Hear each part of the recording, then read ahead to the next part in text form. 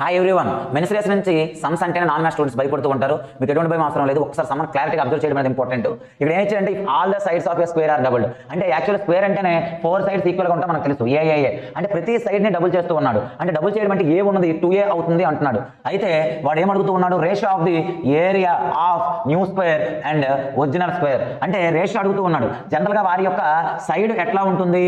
New square కును old square కి side ఎట్లా ఉంటుంది అన్న రేషియో. అంటే ఓల్డ్ స్క్వేర్ 1 అయితే మరి వాడు ఆల్రెడీ చెప్పాడు న్యూ స్క్వేర్ లో డబుల్ అవుతుందని. 1 ఉంటే డబుల్ అవ్వడం అంటే 1 2 అవుతుంది, ట్రిపుల్ అవ్వడం అంటే 1 3 అవుతుంది, మరి 4 టైమ్స్ అవ్వడం అంటే 1 4 అవుతుంది. మరి సైడ్ ఇట్లా ఉంటే మరి ఏరియా యొక్క రేషియో అడుగుతూ ఉన్నాడు.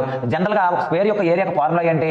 ఏ స్క్వేర్. అట్లానే మనం ఏరియా కావాలంటే ఇక్కడ సైడ్ 2 ఉంటే మరి 2 స్క్వేర్ అంటే ఏ స్క్వేర్, మరి ఇక్కడ సైడ్ 1 ఉంటే 1 స్క్వేర్, మరి 2 స్క్వేర్ 4, మరి 1 square 1. So new and old ratio ఎంత అంటే ఏరియాస్ ది 4:1. మీరు ఇప్పుడు నాకు చేయాల్సింది డబుల్డ్ ప్లేస్ లో ట్రిపుల్ అయితే మీ యొక్క ఆన్సర్ కామెంట్ బాక్స్ లో తెలియజేయండి, మీ ఫ్రెండ్స్కి షేర్